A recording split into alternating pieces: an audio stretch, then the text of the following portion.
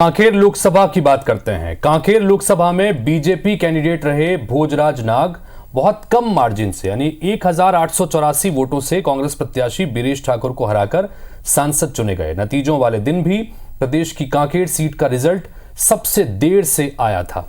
वजह थी 4 केंद्रों पर ईवीएम को लेकर की गई शिकायतें। कांग्रेस प्रत्याशी ने कलेक्टर नीलेश क्षीरसागर, जो इस वक्त वहां पदस्थ थे, ईवीएम में गड़बड़ी की जांच की मांग की थी और चुनाव आयोग ने इसे स्वीकार किया। और अब की बार कुछ सवाल हैं, जैसे कि रीकाउंटिंग या जो रीप्रोसेस हो रही है, क्या इसमें ईवीएम फेल होगी? अगर होती है तो क्या होगा? अगर नहीं होती है तो क्या दल इसे स्वीकार करेंगे, ब्लेम करना बंद करेंगे? एक रिपोर्ट देखें।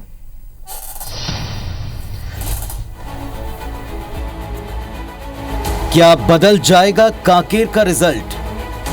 4 केंद्रों पर होगी रीकाउंटिंग। कांग्रेस की शिकायत, ईवीएम के जरिए हुई गड़बड़ी। आयोग का आदेश, 6 राज्यों की 8 सीटों पर हो रीकाउंटिंग। दूर होगा शक, मिलेगा समाधान। न बदला नतीजा तो ईवीएम पर सवाल उठाने बंद करेगी कांग्रेस। होने वाली है ईवीएम की परीक्षा। आम चुनाव 2024 के नतीजों के बाद देश भर में ईवीएम को मिली तमाम शिकायतों पर संज्ञान लेते हुए चुनाव आयोग ने 6 राज्यों की 8 सीटों पर रीकाउंटिंग का फैसला किया, जिसमें शामिल है छत्तीसगढ़ की कांकेर लोकसभा सीट भी। कांकेर लोकसभा क्षेत्र में 4 मतदान केंद्रों पर फिर से काउंटिंग होगी।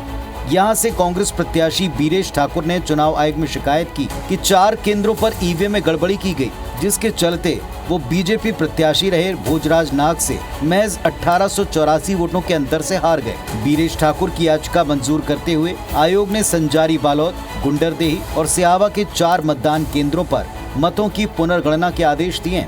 फैसला आते ही कांग्रेस प्रत्याशी बीरेश ठाकुर ने सुप्रीम कोर्ट का आभार जताया, तो दूसरी तरफ कांकेर से विजयी रहे बीजेपी के नवनिर्वाचित सांसद भोजराज नाग ने कांग्रेस को चैलेंज करते हुए कहा कि चाहे तो सभी ईवीएम की जांच करा लें, नतीजा बदलने वाला नहीं है।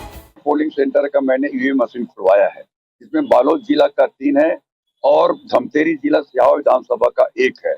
ये चारों मशीनों का जो मैंने उनके आदेशानुसार मैंने आवेदन किया था और उस आवेदन पे उसको मंजूर कर लिया गया है। निश्चित ही अगर कहीं ना कहीं अगर चोरी पकड़ी जाती है तो परिणाम में परिवर्तन होगा। इस बात का मुझे सुप्रीम कोर्ट के ऊपर पूरा विश्वास है। सारे के सारे ईवीएम का जांच करा ले। जनता का फैसला जनार्दन का फैसला होता है। लोकतंत्र में जनता जनार्दन होता है। ये कांग्रेस के लोग अपनी हार को पचा नहीं पा रहे हैं, बौखला गए हैं, उतावले हो गए हैं। इनको न भरोसा भगवान पे है, न संविधान पे है, न लोकतंत्र पे है। वैसे ईवीएम में गड़बड़ी पर विपक्ष की शिकायतें नई नहीं हैं। इस पर बीजेपी का दावा है कि कांग्रेस अपनी हार पचा नहीं पा रही। प्रदेश के डिप्टी सीएम विजय शर्मा ने तंज कसते हुए कहा कि कांग्रेस की आदत है भारत की संस्थाओं को बदनाम करने की। जबरदस्ती के भारत की परंपराओं को, भारत की संस्थाओं को बदनाम करने की कोशिश होती है। जब चुनाव जीत जाते हैं तो नहीं लगता है ईवीएम खराब है, जब चुनाव हार गए तो ईवीएम खराब लगता है। भैया ऐसे थोड़ी होता है। कह सकते हैं कि कांकेर समेत देश भर में 8 सीटों पर होने वाली रिकाउंटिंग के जरिए एक बार फिर ईवीएम की अग्नि परीक्षा है। सवाल है, क्या रिकाउंटिंग से नतीजा बदलेगा? उससे भी बड़ा सवाल, अगर नतीजे बदले तो क्या बीजेपी और कांग्रेस इसे सहज स्वीकार करेंगे? सबसे बड़ा सवाल, अगर कांकेर में नतीजे नहीं बदलते तो क्या कांग्रेस ईवीएम पर सवाल उठाना बंद कर देगी? Bureau report, IBC 24।